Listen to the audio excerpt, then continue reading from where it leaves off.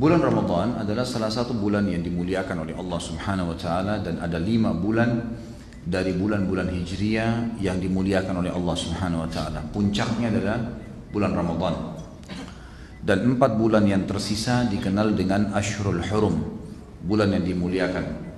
Allah sebutkan dalam surah At-Taubah ayat 36 masalah itu. A'udzu billahi minasyaitonir rajim. Inna iddatash syuhuri indallahi 12 syahran fi kitabillah yauma khalaqas samawati wal arda minha arba'atun hurum. Sesungguhnya di sisi Allah Subhanahu wa taala ada 12 bulan yang Allah telah tentukan sebagai perhitungan kehidupan manusia, yang bulan-bulan tersebut diantaranya ada yang 4 dimuliakan. Di sini 12 bulan ulama tafsir sepakat mengatakan ada bulan-bulan Hijriyah dari Muharram sampai Dzulhijjah. Muharram, Safar, Rabiul Awwal, Rabiul Tsani, Jumadil Ula, Jumadil Tsani, Rajab, Sya'ban, Ramadan, Syawal, Dzulqa'dah dan Dzulhijjah. Dan 4 bulan yang selain Ramadan dimuliakan adalah, kata Nabi SAW, bulan Rajab yang berada di antara bulan Jumadi dan bulan Sya'ban, dan ada 3 bulan berturut-turut, Dzulqa'dah, Dzulhijjah dan Muharram. Jadi ada 3 bulan setelah itu, Dzulqa'dah, Dzulhijjah dan bulan Muharram. Ini adalah 5 bulan yang Allah muliakan dari bulan-bulan yang lainnya. Kata para ulama, dimuliakannya bulan-bulan ini sebagaimana Allah Subhanahu wa taala juga muliakan dari kalangan para malaikat. Ada Jibril, ada Mikail, ada Israfil. Jibril sebagai pimpinannya, Mikail sebagai wakilnya, Israfil sebagai pemegang sangkakala sehingga terjadinya kiamat. Kemudian 8 malaikat pemikul arsy. Kemudian juga Allah Subhanahu wa taala memilih dari waktu-waktu, gitu kan. Tempat misalnya di muka bumi juga ada yang lebih mulia dari yang lainnya, seperti adanya wilayah Mekah dan Madinah serta Masjid Aqsa. Itu Allah SWT muliakan dibandingkan tempat-tempat yang lain di muka bumi ini. Di antara manusia juga Allah Subhanahu wa taala muliakan para nabi-nabi di antara manusia yang lainnya. Kemudian juga waktu. Ada di antara hari-hari, misalnya hari Jumat lebih baik daripada hari yang lain. Ada bulan Ramadan dan 4 bulan tadi dan seterusnya. Ini kuasa Allah Subhanahu wa taala dalam menjadikan bulan-bulan dan waktu-waktu, malaikat-malaikat tadi, manusia-manusia, tempat-tempat lebih mulia satu dibandingkan yang lain. Tetapi tidak ada di sisi Allah Subhanahu wa taala waktu yang sial. Semuanya waktu itu baik. Sebagaimana sabda Nabi SAW dalam hadis Bukhari, Allah berfirman hadis qudsi, la tasubbud dahar fa innid dahar. Jangan pernah kalian mencaci maki waktu, karena waktu adalah ciptaanku. Tidak ada waktu sial kata ulama hadis, tapi ada waktu lebih baik daripada yang lainnya, gitu kan? Sama halnya tidak ada manusia sial, tapi ada manusia lebih baik dari yang lainnya. Kalau ada seseorang kena cobaan, kalau bukan kena peninggian derajatnya, maka bisa saja memang karena kesalahan dia sendiri. Dia pernah mencuri maka dicuri, dia pernah memfitnah maka difitnah, dia pernah memukul maka dia akan dipukul. Memang itu sunnatullah, hukum. Tapi sebenarnya kalau manusia itu berjalan di yang benar, tidak ada kata-kata sial bagi mereka. Dia akan terus bahagia saja. Ada yang lebih baik dari yang lainnya. Berbicara dari salah satu dari 5 bulan yang mulia, itu bulan Ramadan. Setahun sekali ini, bulan ini penuh dengan banyak sekali berkahnya. Kata para ulama, satu-satunya bulan di mana manusia yang beriman diwajibkan puasa hanya bulan Ramadan. Selain daripada itu, kalaupun ada puasanya, maka puasanya sunnah. Ini fadilah yang pertama. Dan bulan Ramadan ini memiliki fadilah-fadilah yang lain yang bulan lain tidak miliki. Di antaranya sabda Nabi SAW dalam hadis sahih, kalau mau tiba Ramadan, beliau selalu bersabda kepada para sahabatnya, telah tiba buat kalian bulan Ramadan, bulan yang penuh dengan berkah. Berkah artinya semua orang akan mendapatkan merata kesenangan, kegembiraan, ketentraman, itu namanya berkah. Di Ramadan walaupun panas musim kemarau, semuanya orang, mayoritasnya tidak semua, mayoritas orang beriman berpuasa. Mereka saling berbagi, mereka saling merendah. Umumnya orang-orang yang bermaksiat terdam di bulan Ramadan. Itu makna daripada berkah. Bulan yang penuh dengan berkah dan rahmah. Rahmah adalah kasih sayang Allah yang diberikan dengan cara pelipat gandaan pahala orang-orang yang beramal saleh, dan juga peredaman dosa dari orang-orang yang bermaksiat. Makanya dalam hadis lain dikatakan riwayat Bukhari, kalau tiba Ramadan maka malaikat berseru, wahai pelaku kebaikan, lipat gandakan segera pahala kalian karena pahala sedang dilipat gandakan, dan wahai pelaku keburukan, segeralah taubat karena kesempatan Allah sedang menyempitkan jalanmu. Jadi lagi sempit jalannya untuk berbuat dosa. Allah melihat persaingan kalian pada bulan itu, maka lihatkanlah yang terbaik dari kalian di sisi Allah Subhanahu wa ta'ala. Disuruh kita melakukan yang terbaik. Bulan Ramadan termasuk bulan akan membersihkan dosa kita. Sebagaimana hadis Bukhari Muslim. Kata Nabi SAW, antara Jumat ke Jumat, antara Ramadan ke Ramadan, antara umrah dengan umrah, pengampunan dosa di antara keduanya selama seseorang meninggalkan dosa-dosa besar. Jadi kalau selama setahun ini dari Ramadan yang kemarin sampai Ramadan akan datang, ada dosa-dosa kecil yang kita lakukan, tidak sengaja lihat yang haram, tidak sengaja jama yang haram, ada dosa-dosa kecil yang selain dosa besar, maka begitu tiba Ramadan akan datang, kita berpuasa, dosa kecilnya otomatis dibersihkan selama setahun itu. Ini fadilah yang luar biasa dari bulan Ramadan. Juga dalam hadis Bukhari Muslim disebutkan, siapa yang mendirikan atau siapa yang berpuasa Ramadan dan mendirikan malamnya dengan keimanan, man shama Ramadhana imanan wa ihtisaba. Hadis lain dikatakan man qama Ramadhana imanan wa ihtisaba, ghufira ma taqaddam min dzambi. Siapa yang berpuasa Ramadan karena keimanan, yakin itu perintah Allah, rukun Islam, dan mengharapkan pahalanya, maka akan diampuni dosa-dosanya yang telah lalu.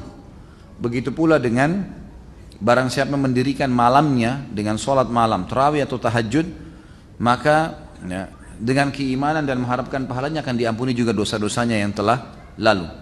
Jadi ini berarti jelas Ramadan akan membersihkan dosa-dosa kita asal berpuasa dan mendirikan malamnya dengan iman dan mengharapkan pahala. Dalam riwayat yang lain Hasan, riwayat Imam Ahmad, kata Nabi SAW, siapa yang mendirikan malam Ramadan ya, sampai imamnya bubar.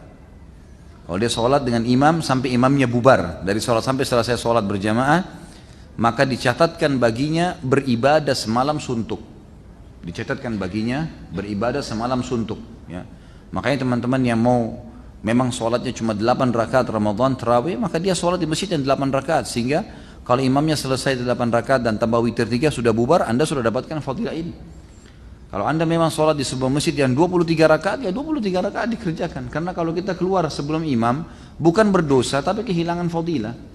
Karena di sini syaratnya memang sampai imamnya bubar, gitu kan? Sampai imamnya bubar. Dan insya Allah di sini saya melihat tidak ada perselisihan sebenarnya. Cuma ada sebagian teman-teman yang agak menekankan masalah, udah 8 sama 11. Hadis Aisyah radhiyallahu anha bahwasanya Nabi SAW tidak pernah menambah lebih dari 11 rakaat Ramadan atau luar Ramadan, gitu kan? Ini pendapat pertama, dan akhirnya tidak mungkin ada ditambah sholat lagi. Termasuk kalau orang sudah tarawih nggak ada lagi sholat tahajud di malam hari. Ini pendapat tentunya. Ada pendapat yang lain mengatakan tidak seperti itu pemahamannya. Aisyah radhiyallahu anha menyampaikan tentang apa yang beliau tahu di rumahnya. Sementara istri Nabi SAW pada saat itu 11 orang. Jadi Aisyah bertemu malam bersama Nabi SAW adalah setiap 11 malam. Jadi bisa saja Aisyah radhiyallahu anha menceritakan tentang keadaan yang dia tahu tentang keadaan Nabi SAW. Karena ternyata Umar bin Khattab yang juga sering mengambil hukum dari anaknya Hafsah, salah satu istri Nabi SAW juga yang lain, Umar bin Khattab melengkapkan sholat tarawih dari 8 menjadi 20. Karena berpegang pada hadis Qiyamul Lail Mathna Mathna, sholat malam 2 rakaat, 2 rakaat. Artinya boleh berapa rakaat saja, yang penting dia dilakukan pada malam hari. Maka Umar bin Khattab melakukan sampai 20 rakaat dan witir tetap 3. Dan ini bukan perbuatan yang baru, gitu kan? Ini perbuatan yang memang sudah ada dasarnya. Kemudian pada saat Umar ditanya, kenapa anda lakukan ini? Kata Umar, ni'ma bid'ah hadhihi. Ini sebaik-baik bid'ah. Ini juga banyak orang salah faham nih. Dianggap Umar buat bid'ah. Umar di sini bermaksud dengan bid'ah secara etimologi, bahasa. Karena Umar bin Khattab tahu sholat tarawih dasarnya sudah ada. Sudah ada sebelumnya, bukan tidak ada. Sudah ada. Dan beliau berpegang pada hadis yang kata Nabi SAW, Qiyamul Lail 2 rakaat, maka beliau berpegang. Maka bukan bid'ah yang istilah di sini. Karena kalau bid'ah istilah berarti Umar mengarang apa yang tidak ada, gitu kan? Dan juga Umar bin Khattab di sini termasuk salah satu dari Khulafaur Rasyidin. Khulafaur Rasyidin. Makanya ulama-ulama yang ada berpegang di Haramain, Mekah dan Madinah, mereka sholat 23 rakaat. Karena menganggap bahwasanya Umar bin Khattab memang berijtihad sesuai dengan pemahaman beliau yang diambil dari anaknya Hafsah. Kalau sholat malamnya Nabi SAW tidak fokus ke 11 rakaat saja, tapi memang bisa lebih daripada itu. Bisa lebih daripada itu, dan Umar sangat jeli tentang masalah bid'ah, tidak mungkin sembarangan. Maka di sini bid'ah yang dimaksud adalah ini yang saya lakukan. Kalaupun kalian katakan bid'ah, kata Umar, ini adalah bid'ah yang baik. Maksudnya adalah ini ada landasannya, bukan tidak ada. Cuman saja berbeda pendapat karena dalil yang ada. Itu yang dimaksudnya. Baik, sholat malam terawih kalau dikerjakan, atau sholat malamnya tahajud kalau dikerjakan karena keimanan dan mengharapkan pahalanya, akan diampuni dosa-dosanya yang telah lalu. Dan ini sebuah fadilah yang luar biasa, sebuah fadilah yang luar biasa. Kita tahu juga di bulan Ramadan ada malam lebih baik daripada 1000 bulan, Lailatul Qadar yang masyhur, sampai Allah turunkan surah Al-Qadar, gitu kan? Khairun min alfi syahr, lebih baik daripada 1000 bulan atau sama dengan 83 tahun plus 4 bulan. Ini juga sebuah fadilah tersendiri, sebuah fadilah tersendiri di mana ya Nabi SAW diperintahkan oleh Allah untuk menyampaikan tentang malam itu. Dan malam itu Allah Subhanahu wa taala menentukan takdir setahun ke depan. Sebenarnya tolok ukur kata para ulama ya, bagaimana seorang muslim mengetahui takdir dia setahun ke depan itu dari Lailatul Qadar ke Lailatul Qadar ya. Karena memang di sini penentuannya. Makanya dalam hadis Bukhari, waktu Aisyah bertanya radhiyallahu anha, ya Rasulullah, apa yang saya harus lakukan kalau saya dapatkan Lailatul Qadar? Maka kata Nabi SAW, perbanyaklah Allahumma innaka afuun tuhibbul afwa fa'fu anni. Ya Allah, kau zat yang maha pengampun, ampunilah saya, maafkanlah saya. Apa makna Lailatul Qadar dengan minta maaf? Bukankah istighfar bisa tiap hari?